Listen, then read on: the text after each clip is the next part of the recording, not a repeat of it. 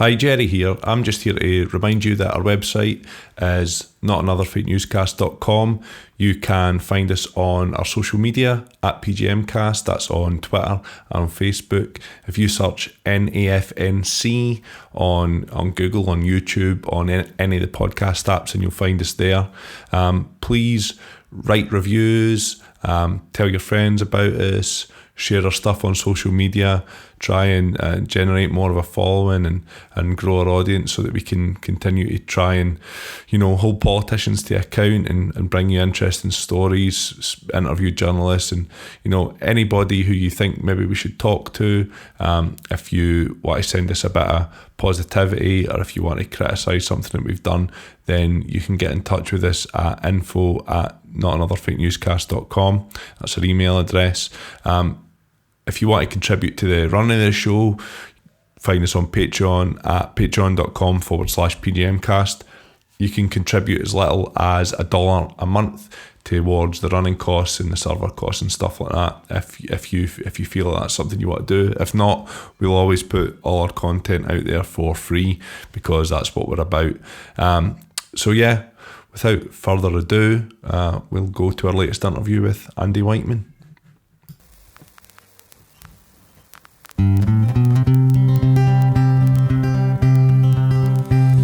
Come gather round me, children, I'll tell you the news. Don't worry about the names or dates, you already know it's true.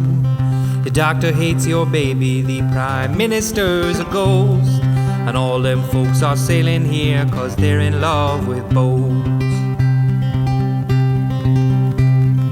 Superfoods can save us from all our evil sin. JFK and Elvis own a bar in Wisconsin. And vaccinations were created by the CIA to steal votes from Bernie Sanders and turn your babies gay. So click the link you think you'd like and get tooled for a fight against those lefty fascist communists who are leaning too far right. Hi and welcome to Not Another Fake Newscast. I'm Paul. And I'm Jerry, and we're here tonight with Andy Wightman. Andy is an MSP for the Scottish Greens in the Lothian region, a prominent proponent of land reform in Scotland. Andy has penned books on Scottish land ownership, most notably Who Owns Scotland and The Poor Had No Lawyers. Andy, welcome to the show. Thank you for having me on. Yeah, thanks very much for taking the time. So, first of all, you had a background doing other things in forestry and stuff like that, reforestation. So, what was it that attracted you to take the plunge and become a politician?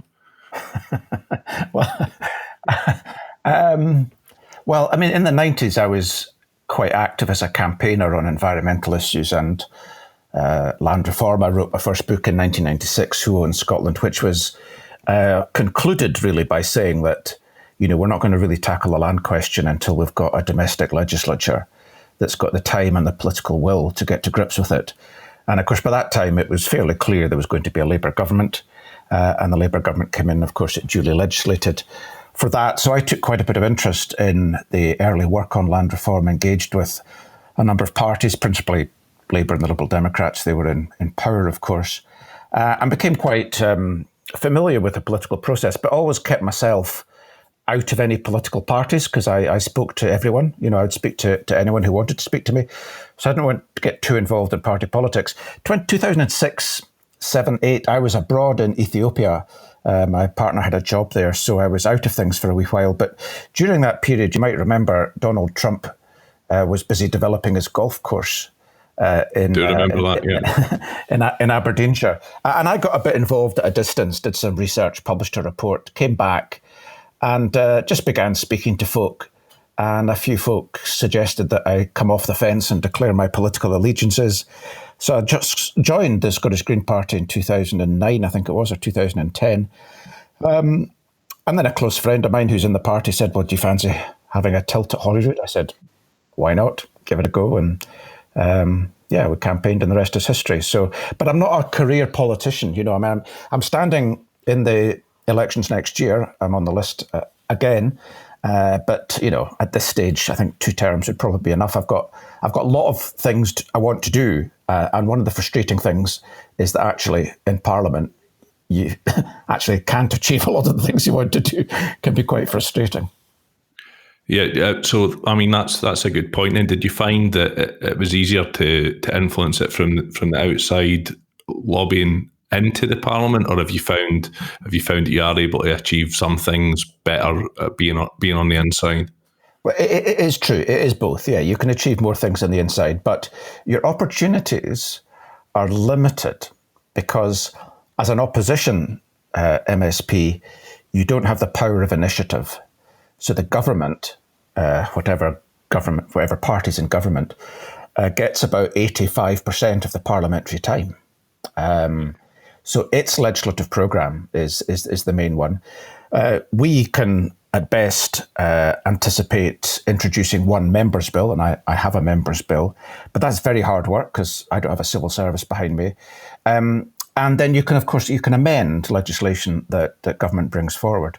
But if you're interested in, animal welfare, or you're interested in planning, or you're interested in housing or whatever, and you want to change things, you can only really change it if the government decides to give you the legislative opportunity to do that. So it is a bit limited. And yes, I do sometimes feel that I could achieve more by being outside the place, but it's probably balance. It is a balance. I mean, I can achieve as much inside as outside.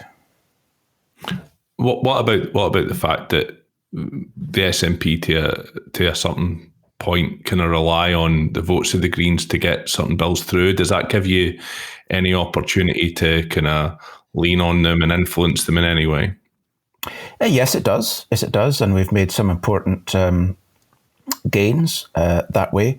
But I would point out, of course, that the SNP is a minority administration and it doesn't rely on us. It relies on 4 or 5 other MSPs that can come from any party. So, if the Liberal Democrats want to, work with the government and things, they'll achieve stuff. So there's a kind of an urban myth around that we somehow prop up the government. Of course, there are no votes of no confidence. I mean, there can be, but none of the other parties is going to elect a first minister. So we're not propping them up. And the fact that we've managed to do deals with them on budgets, well, we've done 5 deals on 5 budgets, which is exactly the same number as the Conservatives did from 2007 to 2011. So the field is wide open for anyone to be what Patrick Harvey, our parliamentary co-leader, calls being a constructive opposition. Yeah. And you, as you say, you have had some decent gains in terms of your ability to influence the budget at certain points. In terms of amendments, I suppose most recently you kind of hit the headlines for the amendments that you proposed to the Scottish coronavirus bill. Yeah, the COVID amendments surrounding essentially renting and the protection of renters and the other things that seem to be not voted in favour of, shall we say, by the government. Yeah. I mean, so first of all, would you be able to give our listeners a kind of brief outline of what you were proposing with your amendments to that bill? A brief outline, yeah. I mean, we've had 2 coronavirus bills, so these have been bits of emergency legislation, often to do fairly routine things like extend deadlines or lift the requirement that certain meetings should be held in public so that they can be held online, that kind of thing. So quite a lot of stuff in the justice system was in those bills, and obviously some amendments to sort of health areas as well. But one of the provisions in the first coronavirus bill was to extend the period of time that a private tenant could be given notice to quit. So previously it was, I don't actually remember how long it was, I think it was 2 months. It's now 6 months for most grounds for eviction. And that was to give tenants some comfort that during the emergency period, even if an eviction was initiated, they would have 6 months to comply with it. But there were 2 further issues that arose. I mean, one was the question of those who had eviction proceedings that were initiated before the emergency period. And those are now going ahead So we tried to protect them in the first bill. But that's a difficult thing to do because you're essentially retrospectively interfering with the justice system. You know, the sheriff court or the housing tribunal has already issued orders. So that's a difficult thing to do. But the third group, and they're the ones that we spent a lot of time in the second coronavirus bill. The third group are, I mean, these are all tenants, of course, but the third group of tenants are the growing numbers who we fear may, after the emergency period, find themselves facing eviction, principally because of rent arrears that have accrued during the emergency period. And a lot of tenants, I mean, if they've been furloughed, they're on 80% of their wages. If they've lost their job, obviously they're on universal credit. So there is a lot of rent arrears building up. So one of all the amendments were designed to protect tenants after the emergency period is ended. And we don't know when that will be. It's scheduled to be the 30th of September, but it could be extended for 6 months beyond that. So yes, we wanted a tenant a hardship fund. We wanted to make sure that no evictions could happen on the grounds of rent arrears, where those arrears were accrued during the emergency period. We wanted a rent freeze for 2 years to give a bit of certainty to tenants, and there was a few other things. And yes, they're all rejected rather testily and angrily in the chamber. And I still, to this day, don't quite understand why, because what's happening now is a growing number of organisations and groups, just today, in fact, the Joseph Rowntree Foundation, expressing serious concerns about people's security after the emergency period is over. And if you think about it, you know, humans need basic security. They need food, warmth, shelter. And if you can get some healthcare, that would be good. But, you know, food, shelter, warmth. And so your right to a secure house seems to be incredibly important in a period that we're entering into, which is still full of great uncertainty. That is a very strange one. I mean, me and Jerry have certainly spoke about it off air a few times regarding of all the things that you can devil's advocate, if you will, and take the side of, I understand that that's not where I would imagine the vote going, but it going a different way. That one seems very perplexing because it does hit at the heart of, well, pretty much every person, any renter is then in that dangerous situation. And more importantly, there is the obvious knock-on effect from them losing housing means that they have to have other housing, which means they have problems finding a job or keeping a job. And it just has this knock-on effect. And then you bring children and the likes into it as well and that type of stuff. It just becomes a very messy situation. Yeah, certainly from government, which kind of claims to be progressive as well, you know. It seems a bit baffling, a bit disappointing, certainly to probably a number of people who perhaps voted SNP, relying on them to do the correct socially just thing. In a time like this, I think it probably caused them a lot of disappointment. What's your feeling on why do you think it was ultimately rejected by the Parliament? Well, it was rejected by the Housing Minister because he hadn't followed up instructions to meet me a week before. So we never had that opportunity to meet and talk about it. And he blamed me for that. And I pointed out it was not my fault and he had to apologise. But I think more deeply than that, there's just a bit of a blind spot. I mean, the SNP is a strange party in the sense that it is a very broad political coalition, which is united around one very substantial policy, which is independence.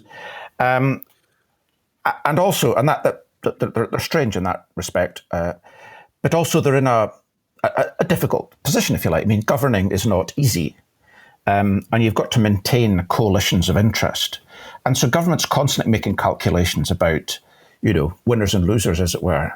And it has had something of a tendency, and I don't want to overstate this, for deferring, if you like. I put it no stronger than that, deferring to propertied interests. Now, I don't know if that is strictly political.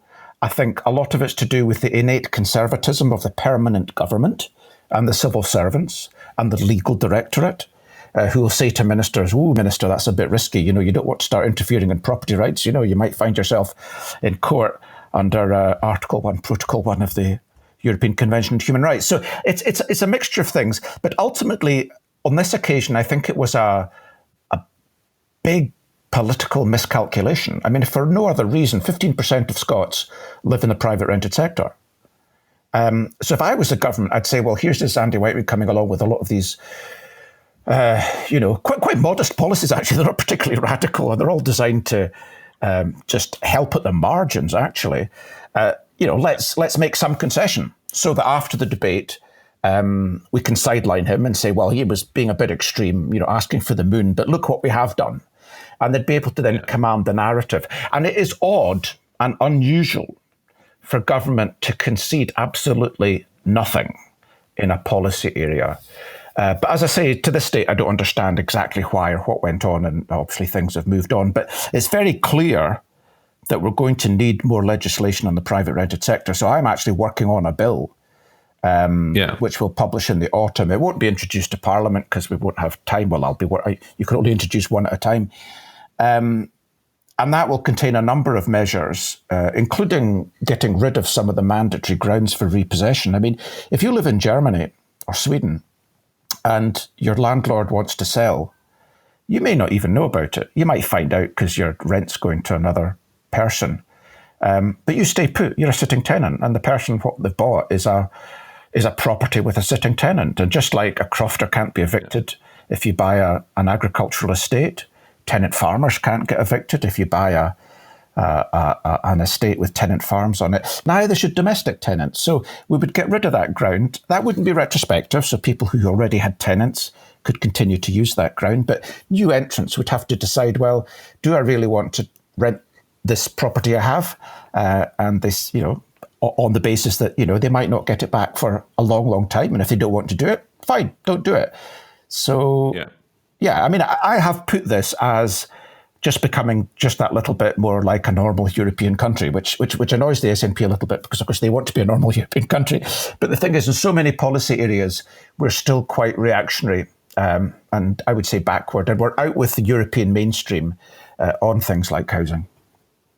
Can I ask, because I'm genuinely a novice of what we're talking about here with regards to the Germany and the likes, would that create a scenario where smaller term contracts, smaller term leases exist more likely, or is there a protection on how long you're leasing for as well? Essentially, the logic in my mind would be, I don't know if this makes me a bad person from instantly going here, but essentially, if I then did have a premises, it would be within my interest to keep someone on a monthly rolling lease or a 6-month lease rather than a 2-year lease, because I know that then if I decide to shift it, there's a very small period of time where there is someone least. Like, well, do protections then exist to make sure that essentially you don't end up in that situation? Well, it varies, and there's quite a lot of comparative studies done in different European countries, and they have different systems, but they typically have longer term leases, and they typically have much, much more tighter controls on the ability of a landlord to evict a tenant.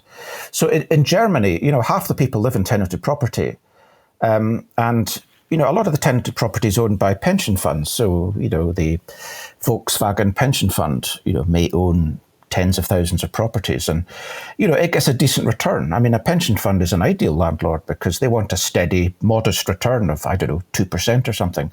And you get that from renters. And the bottom line is they have security. It's their home. So they can never be kicked out. And the Volkswagen pension fund have got no interest in getting rid of their tenants. Of course, if you commit criminal damage, if you are persistently in rent arrears, there are grounds to get rid of you.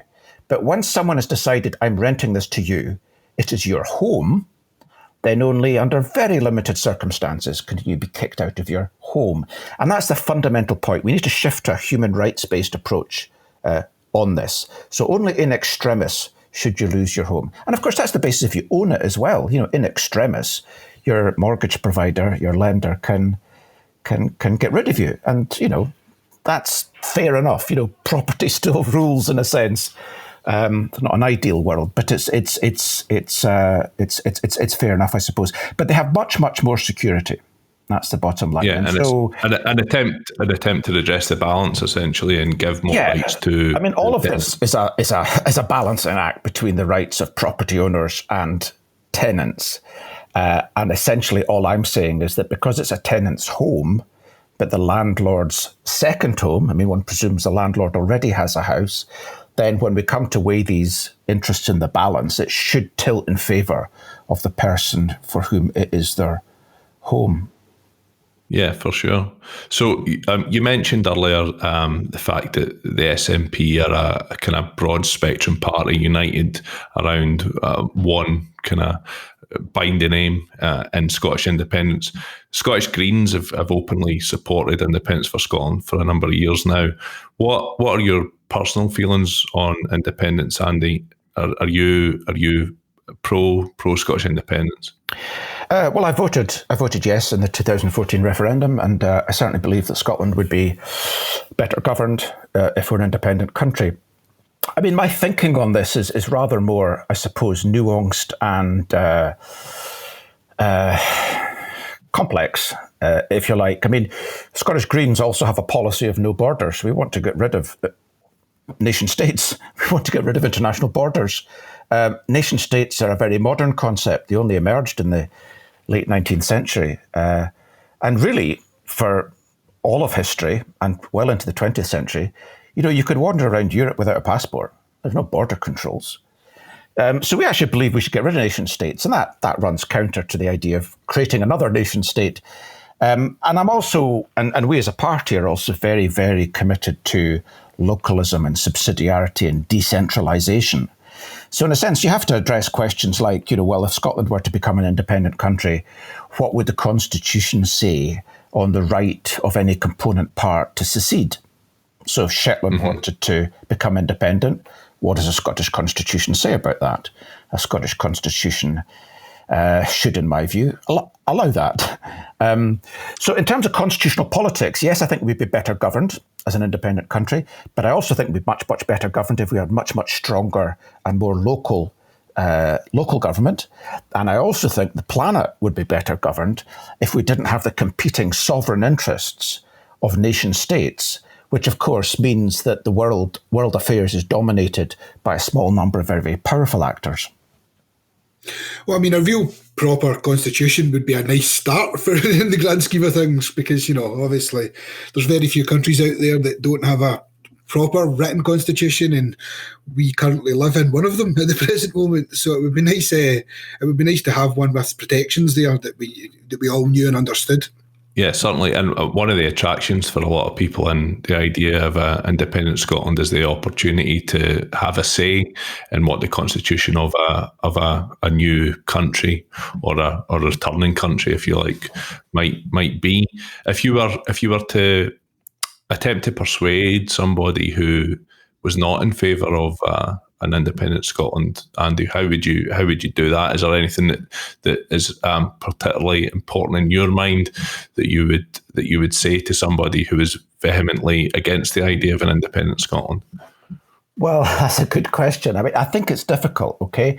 I mean, my own approach to politics and change of this nature is to respect differences of opinion and I'm actually very uncomfortable standing on platforms at hustings saying vote for the Scottish Greens. Only we will do X, Y, and Z, because I know that other parties will do some of X, Y, and Z, and maybe some other things. My instinct is to say to people, look, here's our manifesto. If you like it, and you like it more than others, please vote for us. If you don't like it, that's fine. There's another 5 or 6 parties you can choose from. I really believe in the sovereignty of the electorate. So I don't like a politics that is built on this idea that we've got to sell things and spin things and work on media messages and all that kind of marketing that dominates modern politics. Now, I understand that you've got to have it, right? I'm just a little bit uncomfortable with it, I suppose. And so in that sense, coming from that point of view, what I'd want to do with someone who was, I think you said, vehemently opposed or certainly quite strongly opposed, would just be to sit down and make sure I had a schedule to talk to them. Because that's all it is. What you want to do, what I like to do with voters is to make sure that they're coming to a decision out of sincerity, that they're fully informed, they realise all the arguments. And if at the end of that they still say no, that's fine. I mean, I'm not into this game of course, persuading them, if you like. So in a sense, I challenge the premise of your question. But I suppose, to be blunt, I would talk about democracy. I talk about how much say do you have in your own life, the life of your family, the life of your community, the life of your the area of Scotland you live in, the life of Scotland, etc. And how could we improve things? And independence is one route to that and would make a substantial difference. But there are other possible routes as well. So yes, I wouldn't be too dogmatic about it, but I would focus on the kind of democratic questions, I think. That's fair enough. That's fair enough. It wasn't necessarily a very easy question to pose to you, so it's a decent answer. You recently won quite a long-running legal battle with Wildcat Haven Enterprises. I imagine you were quite happy to have got that out of the way because it's been hanging around for a number of years. Is it? Would you mind explaining the kind of crux of their complaint against you to our listeners, if that's okay? Gosh, that's a little bit difficult. But anyway, yes. I mean, for 20 years I've been self-employed, and I started a blog in 2003, I think. And I took an interest in what I call legal geography. In other words, if you take a place, you can understand its history, you can understand its geography, you can understand its culture, you can understand its environment. But often what leads to places being what they are is what's called legal geography. In other words, the power that's vested in a place, who owns it, who makes decisions about that place. And those tend to be quite invisible things to most people. It's not immediately obvious. So interrogating a place, its ownership, rights associated with it, has led me down some interesting paths, looking at common good land. In fact, I was in Langham yesterday filming with Channel 4 on Duke of Buccleuch's offer to sell some land to the folk of Langham for £6 million, including land that the folk of Langham already own, because there's a long history of common ownership. Very generous. Yeah. So this is a very interesting area. I found it interesting anyway, and it built up quite a stock of readers. There was a group came along called Highland Titles. Now, they've been around a while, but they're based in the Channel Islands, and they're a dodgy outfit. And they sell souvenir plots. Buy a square foot, call yourself a lord or lady of Glencoe. And they have so I've written quite a bit about them, and they try and make themselves more appealing or acceptable, if you like, by getting into association with typically conservation organizations and all the rest of it. So they built up a relationship with this company called Wildcat Haven, who is basically a chap called Paul O'Donoghue, who's a wildlife biologist, and he wants to save the Scottish wildcat, which is great. But he's fallen out with lots of people in that conservation endeavour. But once he fell in with Highland Titles, they, of course, said, well, we could raise a lot of funds for you. We can donate you a bit of land, and you can still start selling souvenir plots. And we'll do all the selling for you. We'll make up the packs. We'll dispatch them. And we'll gift you the 4 hectares of land. So when that happened, I thought, this is really interesting. What's going on here? And I wrote a couple of blogs about all of that, in which I made some fairly sharp observations on what was going on, what I thought was going on. And the long and the short of it is that I think the people behind Highland Titles decided to sue me. Officially, it was Wildcat Haven Enterprises, this fundraising company, but the money that was put out was not theirs. In fact, we know it wasn't theirs. And they basically sued me. They basically made several claims about what I had said in the blogs. And, it got to court, and essentially I won on the basis that, they had 8 complaints.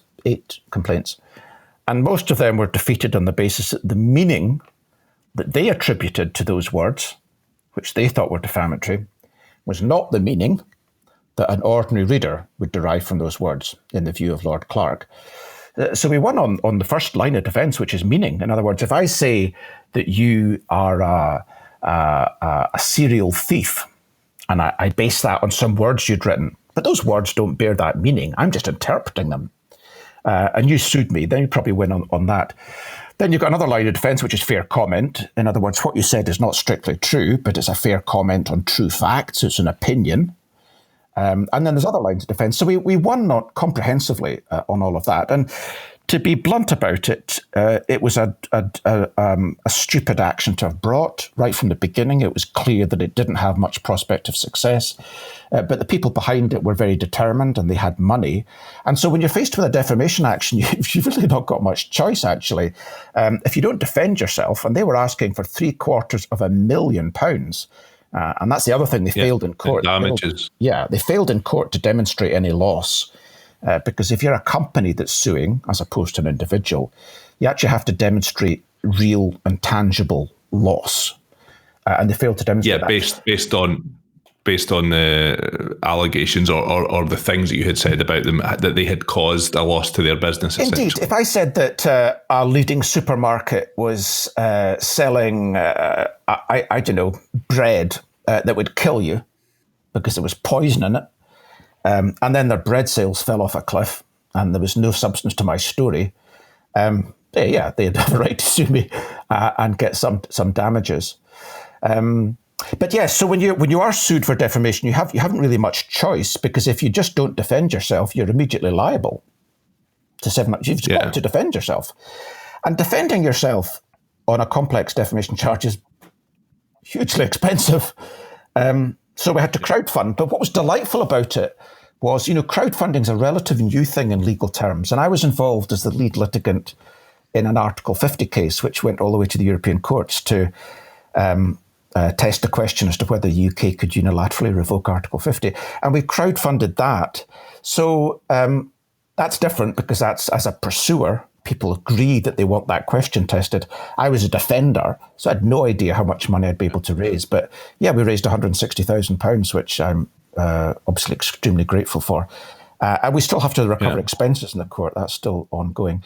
And the other question it raises, of course, is defamation law in itself, which is a bit behind the times in Scotland. And at long last, there's a bill before Parliament to modernise defamation law, which would have provided me with a greater range of defences.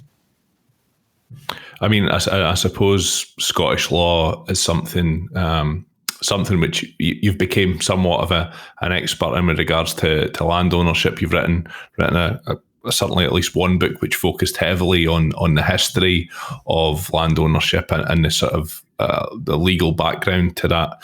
Scottish land ownership, I think, has been described, and the law around it has been described as one of the most archaic and antiquated in the kind of modern Western world. Do you agree with that assessment? And if you do, how do you propose that the system of land ownership and law around land ownership in Scotland should be reformed? Another easy question. Yes, I agree with that. I may well have wrote those words, I can't remember. But you're right. I mean, we are a backwater. We only abolished feudal tenure in 2004. The law was passed in 2000, but it took effect in 2004. And the principal reasons for that is that Britain as a whole is a bit of a backwater, really. Most of Europe, following the French Revolution, reformed their laws of land ownership and governance. The church was set to one side, the aristocracy lost their powers, children could inherit land. And we didn't follow that. I mean, there was no revolution in Britain, no successful revolution in Britain. Yeah, we didn't need to follow what really was it. I mean, I know we did from the people, but from a leadership point of view, we didn't need to follow that, because it really doesn't play out in the favour of the still prevalent leadership that we had for a long time after that. That's really the issue that came up. They had less of a fear of the guillotine, essentially. Yeah. And they had more, international lands that they wanted to hold on to as well. There was a lot of things going on. Yes, I mean, towards the end of the 18th, early 19th century, of course, there was a confluence of forces. I mean, one of the interesting things is that there's a very good book called Who Owns the World, which explores the whole question of property rights around the world. And the argument that the author makes is that because property rights in Britain as a whole were very well defined and the law protected them very powerfully, it meant that banks were very ready and willing to lend money on the security of land in Britain, where they were less so in other European countries. And that meant that landowners could raise the capital necessary to build cotton mills and things. And that generated surplus capital, which led to the explosion of the Industrial Revolution in the British Empire. So it is actually all tied in together. But yes, the other trigger point for land reform is, other than revolution, is decolonization, if you like. So whether it's the demise of the British Empire, the demise of the Spanish Empire, the breakup of the Soviet Union, those are all occasions in which you can rewrite your land code. So we haven't had either of those opportunities, and we've had a government for most of history that's been male landowners. So men sitting in the House of commons and lords, whose sole qualification for doing so is because they did own property. And, it took till 1999 to get rid of the hereditary peers. So we've had these feudal relics in our governing system, which meant that when a few brave souls in the 19th century, and the liberals, Lloyd George and people, had a massive battle in the early 20th century reforming land tax. It's been very, very difficult. And that's why back in 96, when I wrote the book, I said we need a domestic legislature, because one of the things we suffered from was simply a lack of time. I mean, the Secretary of State for Scotland prior to devolution would maybe get 3 or 4 legislative slots in the House of Commons for Scottish laws. Now, Scotland may be a smaller country than England, but it needs as much law. We need as much law as they do. So we fell behind. And the other reason, of course, is because the House of Lords was stuffed full of the landed aristocracy, and they would block bills that they found not to their liking. And no Secretary of State for Scotland wanted to introduce legislation that's going to get blocked and delayed and all the rest of it. So they'd always put off that difficult stuff. And the third reason, of course, because there was a Tory government. It's remarkable to think back in the 80s and 90s, the Scottish office, the ministers are virtually all unelected and virtually all landowners. Hugh Chapman Rowe and Lord Mansfield, Lord Douglas Hamilton. I mean, we've even seen parallels in the yes referendum, the independence referendum, where a lot of money that came into the no side of things came from very wealthy landowners in Scotland who were fearing for the idea of land reforms that were going to dramatically impact on them. I mean, there's 4 or 5 particularly affluent foreign individuals, or out with the country anyway, that own large swaths of land in Scotland, who donated quite heavily to make sure that they still owned large swaths of land at the other side of it. Yes, indeed. And the other question you asked is, what do we need to do? And land reform is one of these difficult things. It's subterranean. It's what I call the archaeology of power. It's deep-seated. It's in the substrata. So it's difficult to shift that stuff. And I often liken it to, if you live in a house and you want to paint the sitting room a different colour, most folk could go about that. Might not make a great job, but you need some paint and a paintbrush and all the rest of it. If you want to kind of change your furniture, you go to a furniture shop. If you want to do something about the plumbing or your electric wiring, you think, wait, maybe I don't really know much about that. If you want to do something about the foundations, well, you probably don't even think about that. So that's what land reform is like. It's the stuff that's really difficult, of long standing, and it's difficult to shift in a short space of time. So it needs constant effort over parliament after parliament after parliament. And that's the first challenge, the political will to keep going.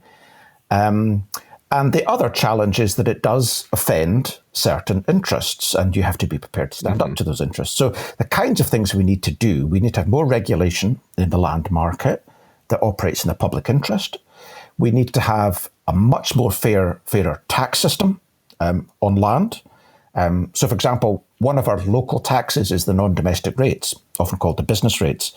And ever since they've been introduced, way back in the mid-19th century, they have exempted agriculture. In other words, big estates and farms have never paid non-domestic rates. And yet you think, well, wait a minute, there's big farms on the outskirts of Lockerbie in Dumfriesshire, right? Worth millions of pounds, earning very decent sums of money, paying absolutely nothing to Dumfries and Galloway Council. But the hairdresser and the garage and the bookshop and the newsagent are all having to pay their rates. So land has benefited from a whole history of tax reliefs, whether it's capital gains, inheritance tax, local taxes. And it's achieved that because landowners have ruled us. So we need to change the law around tax. We need to change the law around inheritance. I mean, it is amazing to most people that children have no legal right to inherit land in Scotland. I mean, that is the fact. If I own a lot of property, I can leave it all to the Edinburgh Cat and Dog Home. There's nothing my children can do about that. So it's difficult, but it requires sustained effort. And that's partly why in the last Land Reform Act of 2016, which did a number of things, one of which was to set up a Scottish Land Commission, which is a government agency. So, It's a bit conservative, but it's actually doing a lot of good work because it's doing a lot of research and exploration on these difficult issues, and managing to come forward with proposals that are broad to begin with, and then they get refined. And that makes it easier for the political system, the political process, the party of government, or indeed other parties, to pick these ideas up because they're well developed, and turn them into law. So I think that's going to make a difference in the medium term. And do you think there is a political will in Holyrood to reform land law in Scotland, to move it forward, to modernise it? I think on the surface there is, yes. I think, the SNP, the Liberals, ourselves and Labour are all broadly signed up that land reform is a good idea. The challenges come when you say, well, but what do you mean by that? And there's rather too quick a temptation, really, to say that, we've abolished feudalism. Isn't that great? And it is great. We're supporting community ownership. Isn't that great? Yes, that is great. But actually, those are two relatively small things. Land reform is about much, much more than that. So, for example, and it's a cross-cutting policy initiative as well. It has to cut across agricultural policy, housing, civil law, taxation. So, for example, when the non-domestic rates bill came through Parliament last year, that was a chance to say, let's do a bit of land reform in this bill. But it never went even across the desk of the land reform minister. So government still thinks in these kind of silos, as it were, which is a problem.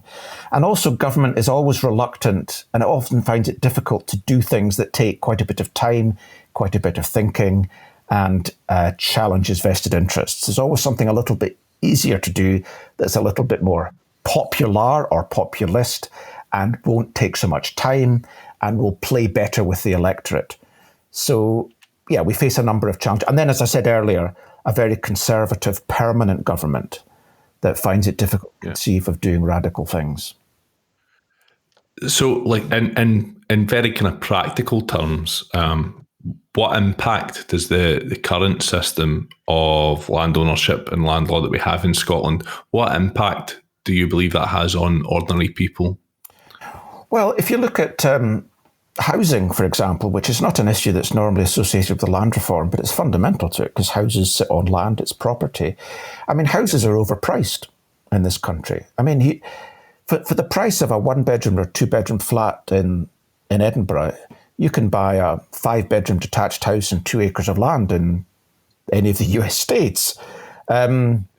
So housing is too expensive. And one of the reasons for that is because land is very expensive. And one of the reasons for that is we have a planning system that is rightly constrains what you can do and where you can do it. But that means that the value of land that gets planning permission for building houses on it rockets from about, say, £2,000 a hectare at its agricultural value to £2 million a hectare once it's got planning consent.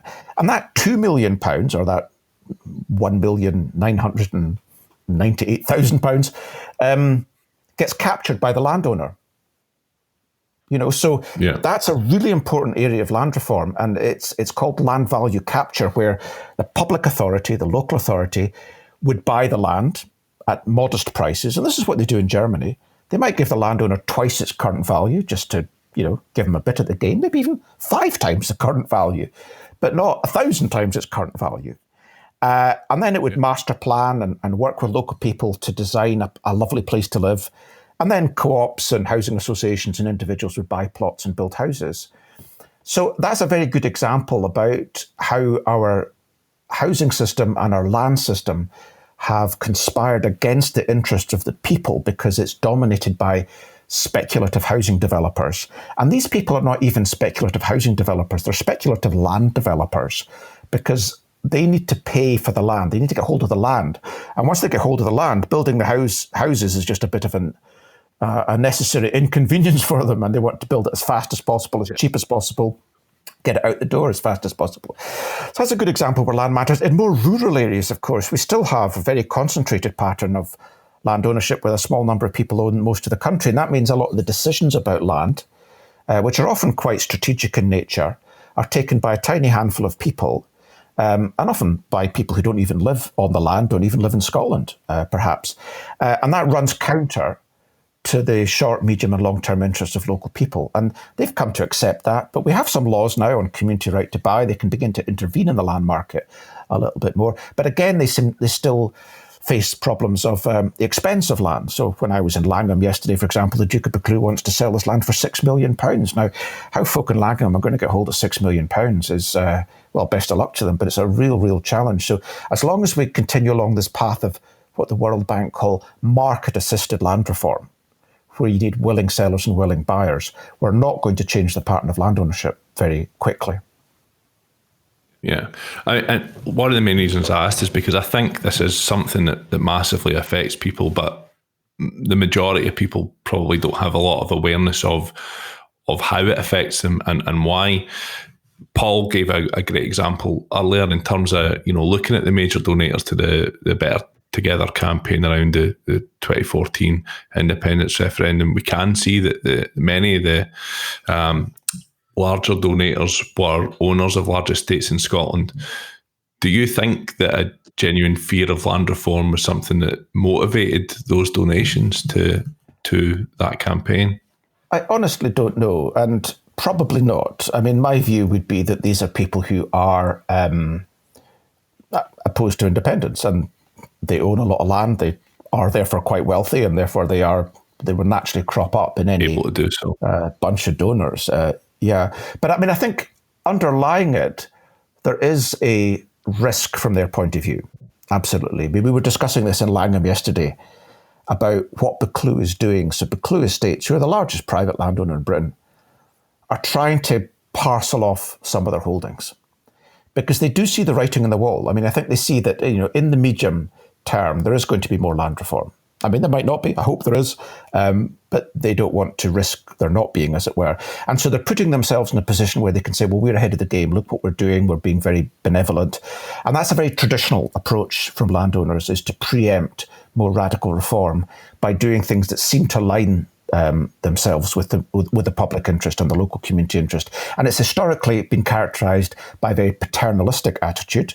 It's having to be less paternalistic now, but it's still a calculation. So I think in the minds of Scotland's landed class, there is a sense, and this was it was very explicit when devolution came along. I mean, they were panicking because suddenly they were being hauled in front of parliamentary committees having to explain themselves, whereas before they'd have a nice dinner in a London club with the minister and everything would be fixed. So that fear, that risk, that danger, if you like, is a danger that independence poses because they know, like I said, that big changes can happen when you have revolutionary moments, and countries, states, territories becoming independent is a revolutionary moment where things that were not possible yesterday are both possible legally, but also they appear more possible because, look, we're making this big change. Why don't we do a lot of other stuff at the same time? Yeah, fair enough. Yeah, so I'd like to talk to you a little bit about. First of all, so you said that you started blogging in 2003. I know you've been involved in the Who Owns Scotland website as well. Is that your creation, or is it something that you've done along with other people? No, that's my creation. And I mean, when I did Who Owns Scotland, the book in 2006, I'm very passionate about the fact that the idea that, and this is apparent across lots of walks of life, really, that people need to be well informed. They need to know information. And so much of people's anxiety, suspicion, is born of a lack of knowledge. So I'm not criticising them for being sceptical or being critical. I'm just saying that if we had more information and more transparency, their scepticism and criticism would be better focused, as it were. Yeah. So it's really important to know who owns everything. We've got to be transparent about that. And a lot of the challenges that communities have faced where they've been wanting to do stuff with land, they've stumbled at the very first hurdle in not being able to find out who owns it. They can't even pick up a phone or write an email because they don't know who to write to. It's ridiculous. So I've always been very strong on that. And a modern country needs a very transparent, modern, open, accessible, free to use system of recording the ownership of land. Now, we're lucky, in fact, we have a land register in the Register of Stations that goes back to 1617, and a modern one that was introduced in 1979, not complete yet, but it's very difficult to access. I mean, I challenge any of your listeners, to try and find out who owns a parcel of land. It's getting a little bit easier. But in contrast, you can go on your mobile phone. You can Google Montana, the state of Montana in the US, Montana Cadastral, Cadastral. Cadastre is a French word for a sort of land register. And online, you can find out every single parcel of land in the whole of the state of Montana, and you can find out about 111 different bits of information about it. You can even find what tiles are on roofs, what heating system a property uses. It's remarkable. So, for example, if we're launching energy efficiency drives, which we are, we want houses to be energy efficient, we need to know where the poor housing is in Scotland, what's built of what. Yeah, where the deficiency is. So the Who Owns Scotland website was born of a frustration that the land register wasn't accessible. I'm not maintaining it anymore. There was a subscription of £10 a year to it, which helped to fund the research. Because, of course, researching land ownership means going into the registers and paying the registers for that. Yeah. So it's not maintained anymore. In fact, what I'm planning to do is port that across to a much more modern online mapping system. Try and get someone else to maintain it. But yes, it's born of the fact that we have a right to know. And it's interesting because Scotland's early system of land registration from 1617 was born of the fact that after the Reformation, when the landed aristocracy stole and had already stolen quite a lot of lands of the church, some people found themselves in the position where there were 2 or 3 owners of a particular piece of land. And they said, well, the best way to resolve this is to have an open register. So the rule is that you don't own something until it's recorded in the register and you have possession. And that rule has worked to make land ownership much more certain, but it's not worked in terms of making it transparent to those beyond a very limited circle of the property classes and lawyers. So I think it's a great resource, and I hope that you are able to, like you say, port it over to a more modern setup and get something to run it for you, because I think it would be of great benefit to the country. The reason I asked is because you seem to be somewhat of an early adopter of technology, and I recently discovered that you're the first MSP in Scotland to take up TikTok. How's that working out? It's not working out very well. I mean, if you adopt new technology and social media platforms, you have to work hard at getting the norms right. So I've still got ambitions in that area, and I've got a list of things I'd like to do, but somehow I never get around to doing them. But no, I just thought I'd dip in my toe. Who is this community? What they're about? I mean, there's lots of videos of cars and football and dancing, and some lovely Scottish videos, actually. Folk who just make short films of beautiful parts of Scotland.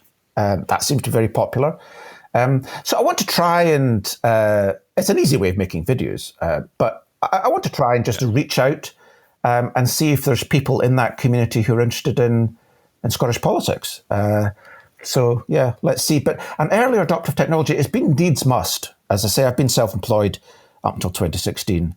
So you kind of need to, you just need to do this stuff. So, I mean, I joined Twitter in 2010, mainly based because I published a book and you need to promote it, etc. But I try and market it a little bit. But I love that platform because it's very informative.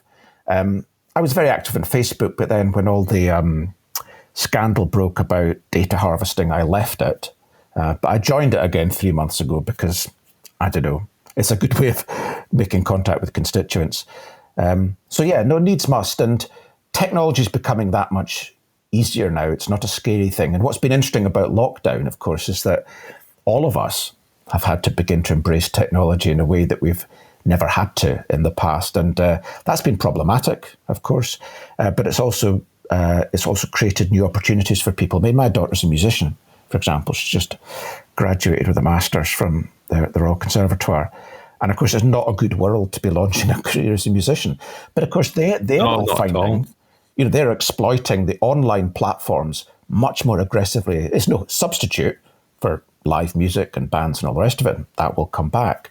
But it's interesting to see what what creativity and what the potential is out there. Yeah, of course. And there's an argument if it hadn't been there, then there would have been no opportunity for them. There'd be no opportunity for us to do this right now. We'd all have been a lot less connected kind of throughout the lockdown experience. We've kind of been lucky that it's happened at a time where we've got this technology. Absolutely. Also, I heard an interesting argument today that essentially said this was a route that was going to happen. Just so happens the worldwide pandemic helped push us there a bit faster, as in all these technologies did exist. They were slowly but surely being taken up by different groups. But essentially, everyone had to take it up 3 months ago because we had no other option. But there's a lot of people who will suggest that this was born from the virus rather than this was where we would be anyway, and the virus just helped us get there a wee bit quicker than we would have got through natural progression. Yes, I think so, and it's going to have big social impacts. I mean, there's already talk of, do companies need the amount of office space they've got in high-cost rent city centres? Answer, no. I mean, a lot of people who've had the privilege of being able to work from home, and of course, we've seen quite a remarkable exposure of the inequalities in Britain, where the poorest in the most difficult jobs on the front line have not been able to work from home, faced the greatest danger, and also faced the greatest insecurity because they're the least well paid. The best well paid folk have been able to work from home and have been relatively insulated economically. And that's a bit of a generalisation, but that trend is very, very clearly there from the data. Largely true, yeah. And one of the consequences of that is that home working will become more normal. I think one of the issues it does raise, though, which has always been an issue in tech, is the question of governance. Who owns these platforms? What are their policies? And we're seeing, for example, a bit of a kickback against China in general now, and Huawei. But there's talk in the States of, for example, banning TikTok, because TikTok is a Chinese tech app. So we might see TikTok, I know, Britain might ban it. So, I mean, there is a big question about, and I would like to see these technologies democratized. So rather like the browser I'm using just now is Firefox. It's a crowdsourced, I think it's open source, browser. Linux operating systems. I'd like to see more of that. Yep. So the problem with Linux operating, my background is IT. Okay. I'll not say anything more. I mean, as in, I'm an IT consultant by trade. That's what I do. So so Linux, and more importantly, Ubuntu on the Linux platform, because I wouldn't wish for any novice to be using something like Linux where they just played about with it. But certainly things like Ubuntu, they almost don't exist to the real world. People just don't know that they're there. And again, kind of moving back to what we were saying about the pandemic pushing us into this environment, there's lots of products that are out there, lots of ways that people use their computers that they didn't know they could, or didn't know existed, or simply just didn't know because they had no need to know. But there was nothing kind of driving that. But I think certainly pretty much exactly what you said, that one of the things that will happen is looking at people working from home, it is going to become something more frequent. And with that, people are then going to start asking why they're paying so much for copies of Windows when they are doing base things that they could be doing in Ubuntu. Why are they paying so much for other certain assets, including, in the nicest possible way, the relative monopoly that exists on fibre in the UK, with Virgin being the kind of sole driver of that. The questions are going to start to be asked as to, if we take somewhere like Glasgow, we put dark fibre in everywhere when they've done a whole load of work for quite a number of years that exists in the ground that isn't essentially being used. There's a lot of components that are going to start to be flagged and asked moving forward. And yeah, certainly I think that you kind of hit the nail on the head, that there's a lot of open source and kind of crowd-owned product out there that does a lot of the things that we're doing. And moving forward, I believe that that's what we're going to see. Well, yeah, and I guess, sorry, Andy, but necessity is a mother of invention as well, isn't it? So you'll see people coming up with novel solutions to the issues of working from home and problems like that. You were talking about the kickback. We've seen that Zoom have been they've had a lawsuit brought to them in the state of California, a civil suit based on the fact that they were handing information over to Facebook, including for users who didn't have Facebook accounts. So there are opportunities for companies who aren't being who don't have enough oversight and for whom legislation doesn't exist to push the boundaries and test parameters in a negative way. And the legislation does have to catch up to that. But one interesting thing about people working from home is that it means there's less people on the road driving back and forth to work, which is obviously a big boon for the fight against climate change. As a member of the Scottish Greens, I presume it's something which is important to you to see our world moving away from, expending energy unnecessarily, etc. Do you see in some ways this as a positive then that we can learn and move forward from? Well, that's an important question. Will we learn and move on or not, or will we just go back to the ways we did before? Because in terms of cutting our carbon emissions, I mean, the big challenges we now face are in the areas of heating, domestic heating principally, and transport. Those are the big challenges we've got. Agriculture and land use are significant too. So the fact that less folk have been driving about is obviously a good thing. And I've noticed it in Edinburgh. The air quality is much, much better. Obviously, the congestion's gone. You feel much freer. But every day, you not just see more motorised traffic, but you hear it. I live in the middle of the city and I'm very now attuned. I've got a wee back garden. I'm very attuned to noise now because we've been able to hear nature in a way, and I'm not far from the Water of Leith. So you could hear birds, and then slowly, day by day, week by week, we're getting back to this constant hum in the background. So I think it's a very, very big challenge. It's compounded by the fact that we're being discouraged from using public transport, which is a really difficult and not very helpful message. And if you've got a planning system like we've developed cities, we've developed spaces where, as I was saying, it goes back to housing. Housing's so damned expensive that folk are living in Dunfermline and Livingston and the borders, travelling into Edinburgh. So we've not helped ourselves. But yeah, I hope we can embrace that. But I'm not that confident because the car is such a powerful totem for people. It's a status symbol. I like driving too. I've got an electric car, but it is freedom, absolutely. But we've really got to get a grip of our urban areas. And one of the most interesting things is, of course, looking at other European countries again. Let's become a normal European country. Go to Barcelona, Copenhagen, Munich, Madrid. Completely different urban setup. There's basically no cars in the city centre. And that's what we need to get to. That's quite bold, but it's doable. And it would increase people's quality of life immeasurably. Well, Amsterdam is the one that I would use. So recently I had went to Amsterdam for the first time, and I had never experienced... throughout the entire... Watch where I was going with that sentence here. No, but I had never experienced, across the whole of Europe, I've been fortunate to have been in many of the major cities, but in Amsterdam it was quiet. It was noticeably quiet. But both audibly there was no hum, but it was visibly quiet. There was no cars in my face. There was no trucks. There was no pollution. They had set times where they could operate within the cities, don't step out in front of a bike, though. No. I mean, there's plenty of bikes, and granted, they do have I wouldn't wish on everyone to be just cycling from up and down the hills of Wishaw or the likes. It's not quite as flat as it is in Amsterdam, but nonetheless, it is so very noticeable to me. And then that makes it suddenly attainable. Up until that point, I never perceived it being a truly attainable thing for there not to be as much cars on the road. But you see, you mention the hills, and Edinburgh is built on 7 hills, and Glasgow's got its drumlins and its steep hills. But we're seeing a revolution in battery technology now. So in Britain, it's probably going to be lawful to use electrified scooters. That's it's now lawful in France, I think.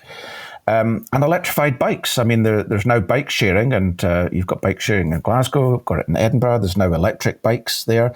And the price of this technology is coming down all the time. So an electric bike in 5 years' time will still be a relatively expensive thing, but it'll be much, much cheaper than a car. And, with a range of about 25 miles, you'll just cruise up and down the hills. And suddenly, being in the fresh air, traveling at a decent lick, because cars, remember, only attain an average speed in cities of about 9 miles an hour anyway. You go faster on a bike. It's much more fun. You get around quicker. You don't have to worry about where you're going to park the damn thing. That is the revolution that's coming in urban mobility. That's the personal mobility that's coming. And when it comes and it's cheap and we've got a lot of sharing schemes, that's actually going to do away with the private motor car, or at least its use in urban settings, as is the government targets at the UK and Scottish government level of banning the sale of new petrol and diesel cars from 2032, I think it is. So the market's going to dictate this as much as anything else. I think as well, credit to the government where it's due. I understand that they've increased the allowance for the bike to work scheme to try and increase it to the point that people can put money into e-bikes and stuff like that as well. So there is a progression towards encouraging that, and that's a positive thing. What do you think as a somebody who's seriously invested in the fight against climate change and a move towards greener policies? What do you think about an organisation like Extinction Rebellion? Are they furthering the argument for climate change? Are they damaging the public perception of it? Well, I suppose that's a moot point. I mean, I support Extinction Rebellion. I support what they're trying to do. Of course, if you're a disruptor, like they are, then you come up against resistance, not just from climate skeptics, but from people whose lives you're disrupting by blocking the roads or whatever. And there's a very difficult line to be trod between drawing attention to an issue in a very vibrant, visceral way, and people picking that up. That's a very difficult line to manage. And, I think they've done very well amongst younger people, obviously, and the school strikes, climate strikes are incredible. And this is not people, there's a criticism of them because children should be in school. Well, actually, I've spoken to hundreds of climate strikers and they're learning more. I mean, the climate strikers in Edinburgh the last time, they're not gathering now because of the pandemic, but, it was the young people who'd organised it. They learn about how you organise a demo, how you speak to the police and the local authorities, how you steward, how you manage public speaking, how you manage crowds, how to produce marketing material. All this kind of stuff is a very, very educational experience.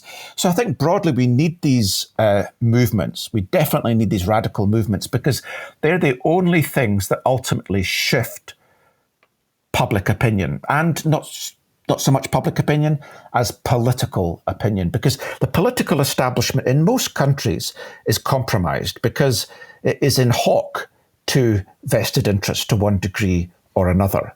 And political establishments find it difficult to make radical changes. Going back to the land reform argument, of course, revolutionary moments provide that. New breaks with the past. I mean, Tony Blair, New Labour in 1997 was a big political break with 18 years of the Tories. That kind of opportunity comes along. New charismatic leaders of old and tired parties, perhaps, gives you opportunities. But otherwise, it's up to the people. And I'm a passionate believer that ultimately the people have to get organised. And historically, they organised in churches and trades unions, and the women's movement, that kind of thing. And we've seen a decline in popular participation in public movements. And I think that's something that we lose out from. We need to re-engage in popular movements. And the climate and environment is one where there is growing anger. I mean, not just we need to change things, but Extinction Rebellion and the climate strikes and Greta Thunberg came along a point when scientists said, look, we've got this ambition to minimise the rise in temperature to 1.5 degrees coming out of the Paris climate talks. And then scientists said, look, we've got 10 years to do that. Yeah. In other words, what we do over the next 10 years will determine whether we achieve that or not. Not to say that the planet will be burning in 10 years, although it'll not be in a great place. It's to say that the pathway we will be on by that time, if we don't take quite radical action, will be a pathway that it's virtually impossible to do anything about, sort of so-called runaway climate change. So once that 10 years was there, folk who are 10 years old and 15-year-olds could envisage 10 years. I mean, it's difficult for them, it's easier for us, but they could envisage that. And I think that sense of urgency is what the political establishment needs. And COVID has demonstrated that we can respond to crises. We can do things that were inconceivable. The problem with the climate emergency is that it's not quite so much of an emergency. I mean, it is, but it's not perceived to be quite so much of an emergency because, well, for reasons we well know. And the challenge will be, I mean, you talk about transport and things, we have to keep our eye on that ball because that is the next big health and economic challenge that's coming down the tracks. I mean, it's already affecting world communities around the world. Well, I mean, we had seen 3 or 4 months that passed there, and kind of, as we already touched on, there was a noticeable difference. Like, there was a noticeable difference in, personally, and it may just be something that I convinced myself it was the case, but like, the weather seemed better, and the skies seemed clearer, and there was more animals visibly present, and like, there was just a noticeable, and it was something that we essentially have been told in less than the last year that was not viable. Like, you couldn't have no planes in the sky and you couldn't have no cars on the road. Now, I'm not saying that that's the end goal, but essentially we were told that it wasn't viable in modern society to achieve a lot of the things that we were aiming for, and we just had to, because we had to lock everything down. And the knock-on effect was we've seen the beneficial repercussions of just that. So logically, from where we've been presented this beautiful starting point through the worst sort of situation, where now from here, how do we go back to normality, but without taking all the bad points that we just kind of took for granted? Well, that's the big challenge that faces governments around the world, in fact. And the omens are not great, actually. I mean, the Scottish government had an economic advisory group that produced a report 3-4 weeks ago, and it was called, a well-being economy for Scotland. Now, a well-being economy is something that's quite well understood in academic and policy circles, and it's got some key components within it. None of them were present in this report. So the danger is we take the rhetoric of we need to build back better, we mustn't go back to the worst days of the past, we need more equality, more security, more genuine prosperity, we mustn't be fixated on economic growth at all costs. But the political imperative to get the economy back on track is actually, there's an extreme danger that you accelerate these trends, because that's the thing you know how to do. You know how to get the economy, you know what you want to do. You want more economic growth, you want more jobs, you want more income and all the rest of it. And that's exacerbated again in the UK because we're an economy that's based on consumption. So we've got to go out and spend. We've got to go to the shops. Yeah. And we're also facing challenges.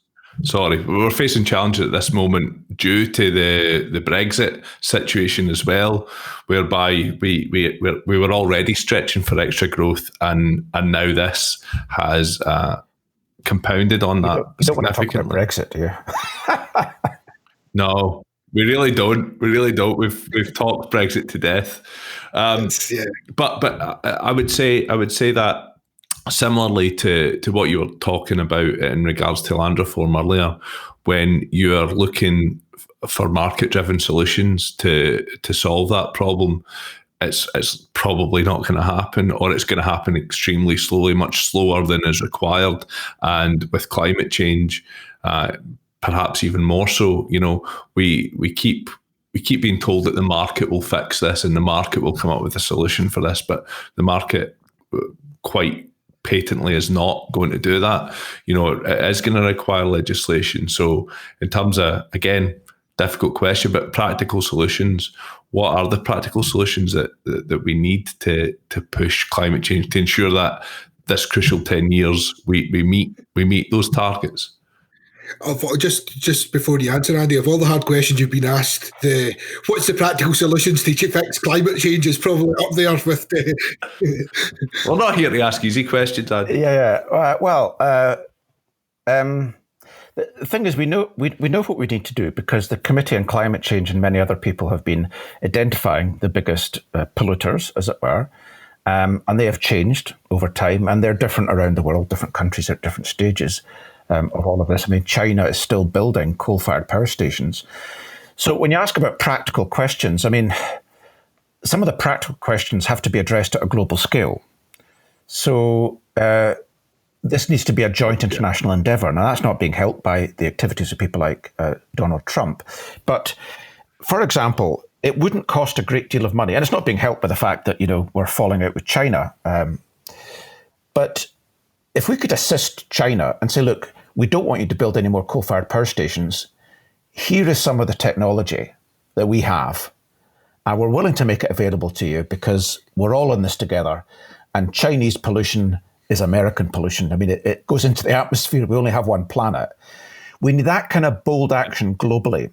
So it's not just big countries like China. We need to help poorer countries, because there's an equity issue here. They haven't been responsible historically for a lot of the emissions.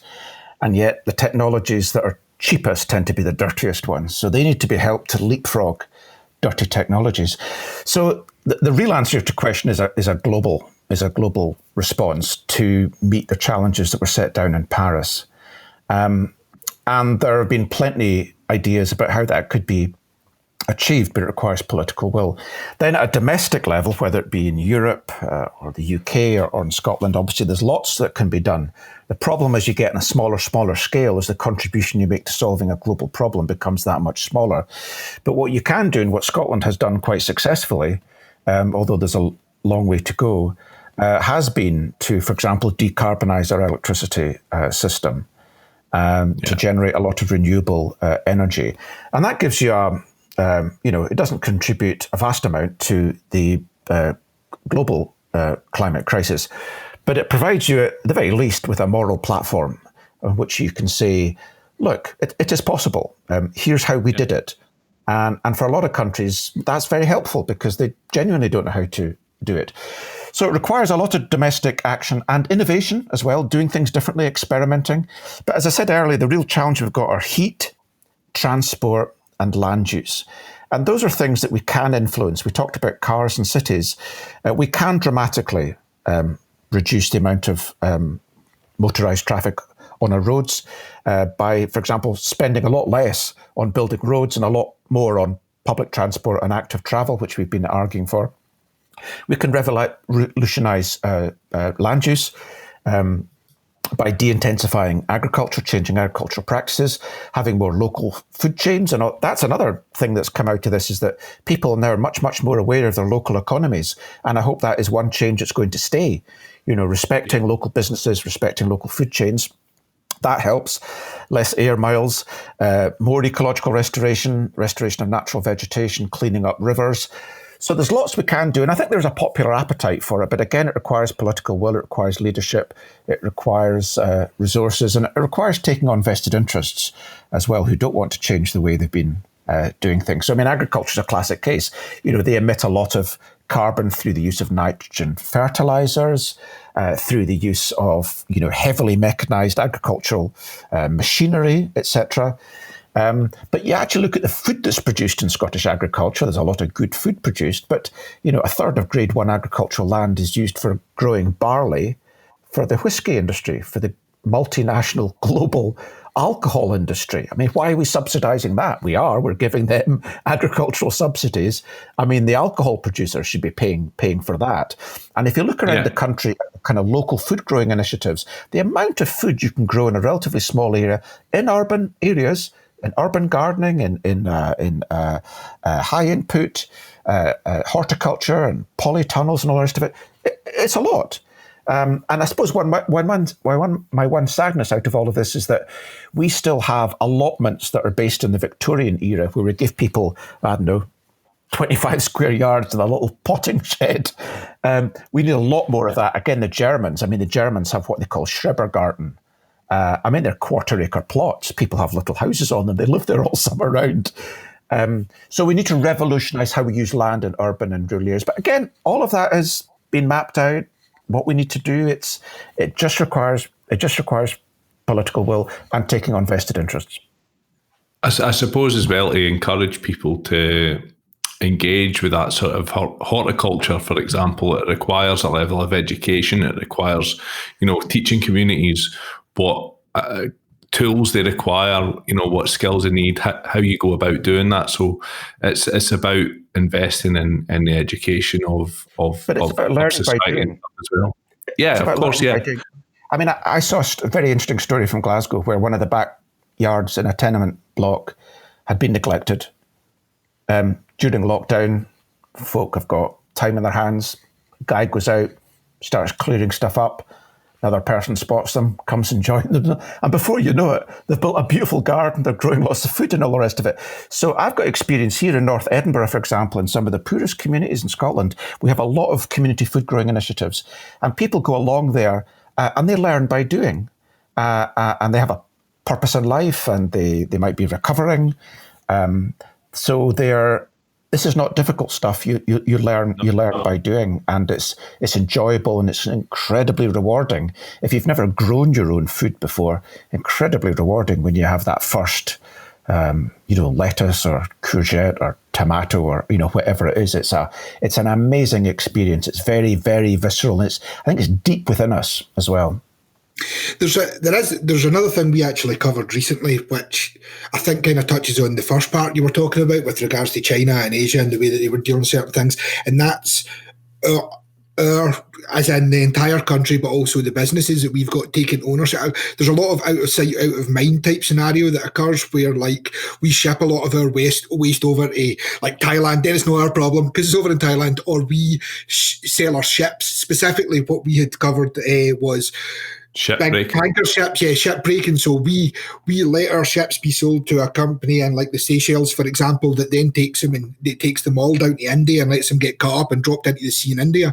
Now, there's a problem there with the way they're being broken in India, but the problem still lies with us. Like we know this is a process and we still accept it. And there's other components that are very similar to that, where as an entire country, we almost take a stance of, well, that's not us that are doing it, so we're not but we are. I mean, we are as much to blame as the countries that then end up burning the garbage, literally burning the garbage at the other side, because we're just giving them the garbage to burn.